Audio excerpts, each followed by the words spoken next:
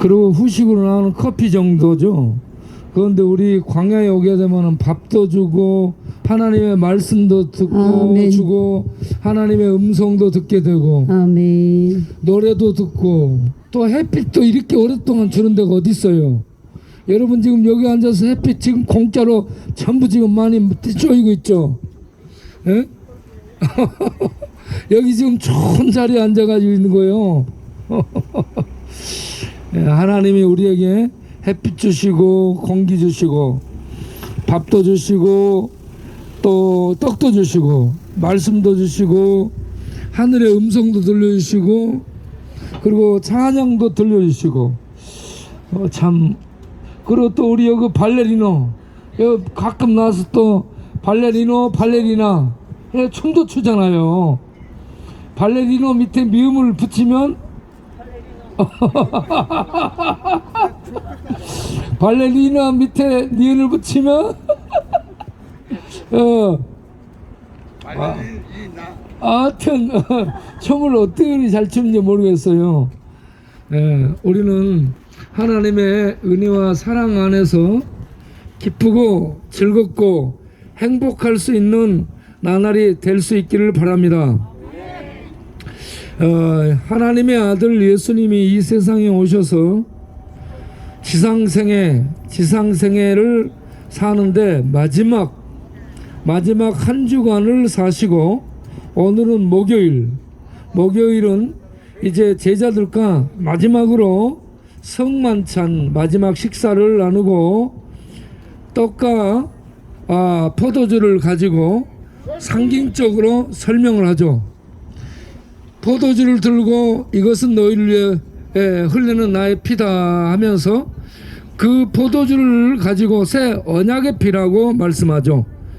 옛 언약은 짐승으로 언약을 이어왔죠. 짐승으로 이어온 언약은 영원히 죄를 사해 줄 수가 없어요. 그런데 하나님의 아들의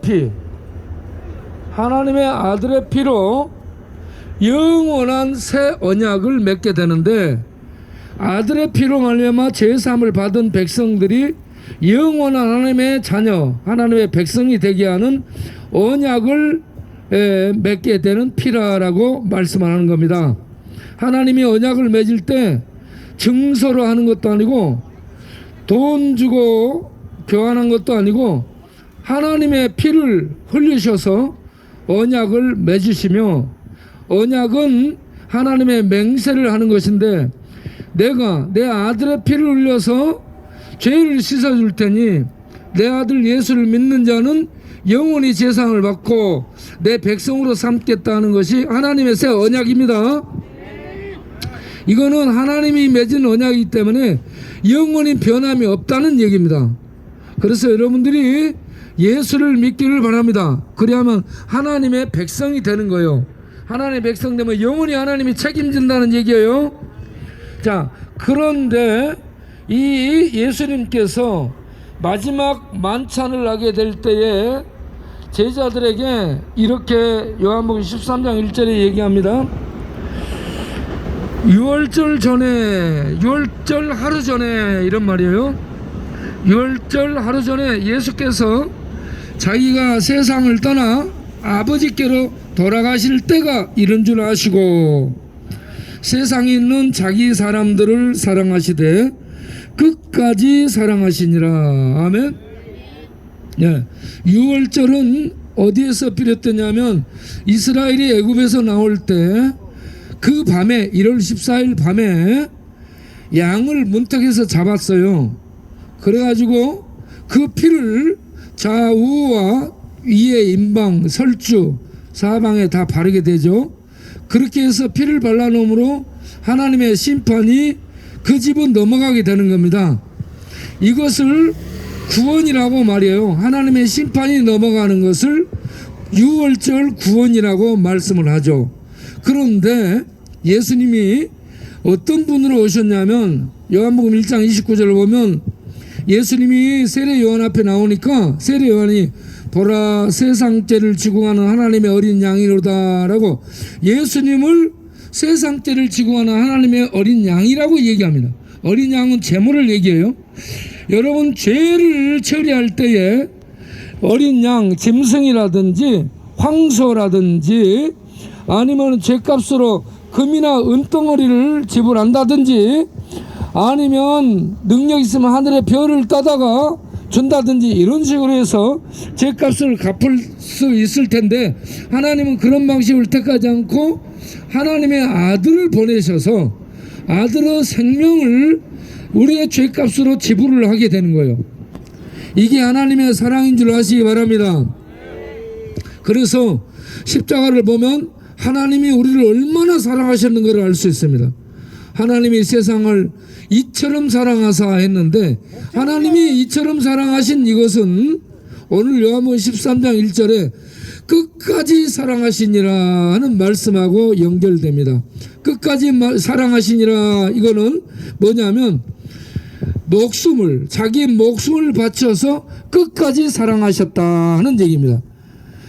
우리들은 우리 죄 때문에 죽는 존재죠. 그런데 하나님은 죽지 않아요. 죽지 않는 분이 우리 죄를 위해서, 죄로 말미암아 영원한 저주 속에 떨어진 우리를 위해서 자기의 목숨을 바쳐 우리를 사랑하셨다는 얘기입니다. 이토록 우리 죄에 빠졌지만 우리 인간은 하나님이 사랑하는 놀라운 존재임을 아시기 바랍니다. 하나님이 그 아들을 이 땅에 보내실 때 소를 이 사자를 위해서 보낸 것이 아니고 호랑이를 위해서 보낸 것이 아니고 또 하늘의 별과 해를 위해서 아들을 보낸 것이 아니고 죄에 빠져서 썩어 죽어가는 우리 인간을 위해서 아들을 보내셨다는 얘기입니다. 하나님이 인간을 이처럼 사랑하사, 할렐루야. 또 좀 더 얘기하면 하나님이, 따라서 하겠습니다, 죄인을 이처럼 사랑하사.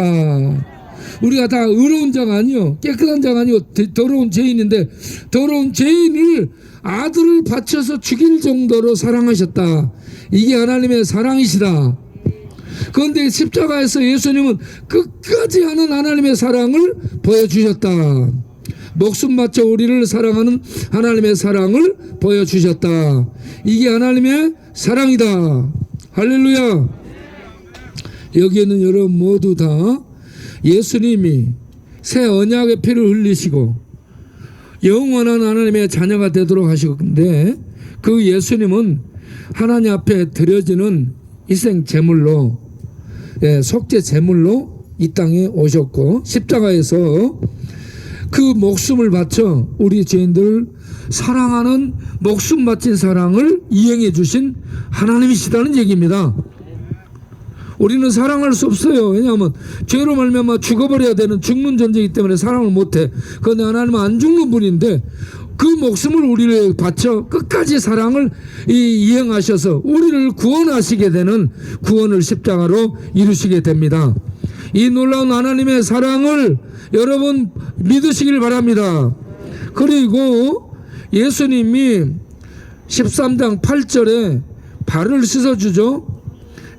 제자들을 이제 밥 먹는 자리에 씻어줄 때 베드로를 씻겨준다니까 베드로가 뭐라고 얘기하냐면 내 발을 절대로 씻지 못합니다 라고 뒤로 빠져요.